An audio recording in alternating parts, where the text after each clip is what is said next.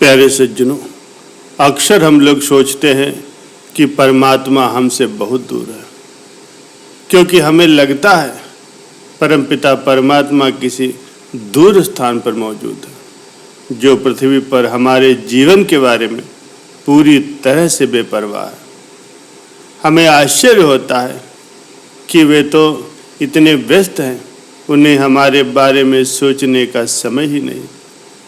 पृथ्वी पर करोड़ों लोग रहते हैं, क्या वे हमारी प्रार्थनाओं का जवाब देंगे? परंतु हम जैसा सोचते हैं, असलियत बिल्कुल इसके विपरीत है। हम जो कुछ भी करते हैं उसके बारे में परमात्मा सब जानते हैं और हमारे माता पिता से भी ज़्यादा हमारी परवाह करते हैं। परमपिता परमात्मा का दरवाज़ा हमेशा हमेशा के लिए सबके लिए खुला रहता है। प्यारे सज्जनों, यदि हम दुनिया भर के लोगों की सभी प्रार्थनाएं सुने तो हम उसमें समानता ही पाएंगे। हमने कई लोगों को परमपिता परमेश्वर से प्रार्थना करते हुए सुना या देखा होगा।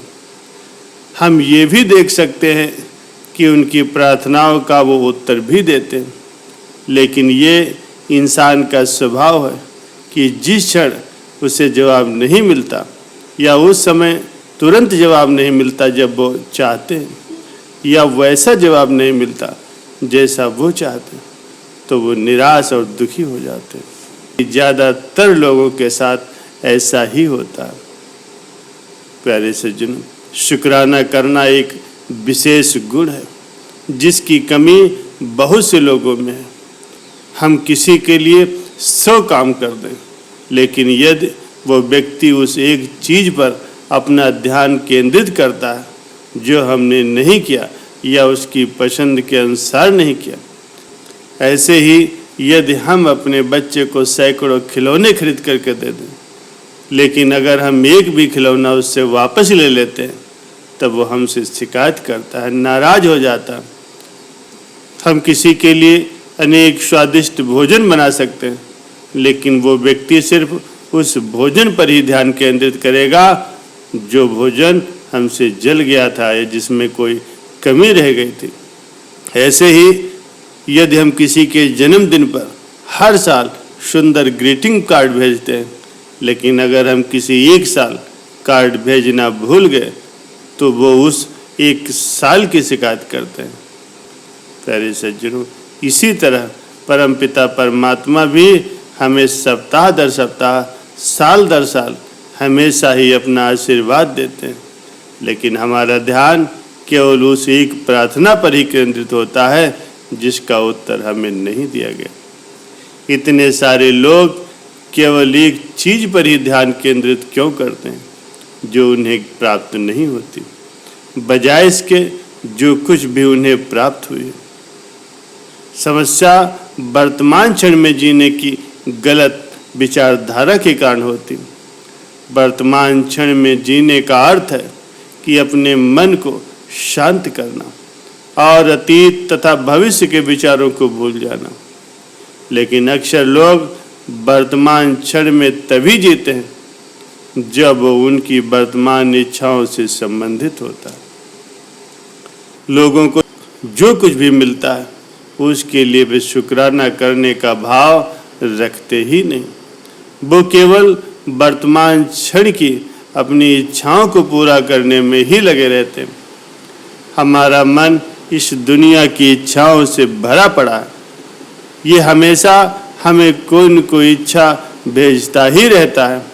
हमारा मन हमें भुला देता है कि हमें अतीत में क्या प्राप्त किया था, और इस समय जो हम चाहते हैं केवल उस पर ही हमारा ध्यान केंद्रित रहता है।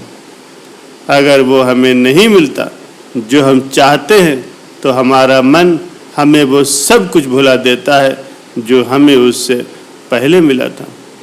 इस तरह हमारा मन हमें शुक्राना करने से रोकता है।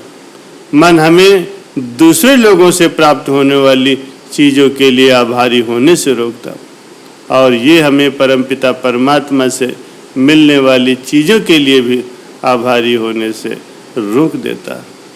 जब हम अपने अंदर शुक्राना करने का भाव नहीं रखते तो हमारा मन इसका आनंद क्यों लेता है। जब हम दूसरे से या परमपिता परमात्मा से जो कुछ भी प्राप्त करते हैं उसके लिए शुक्राना नहीं रखते तो हम देखते हैं कि हम व्याकुलता की स्थिति में होते हैं।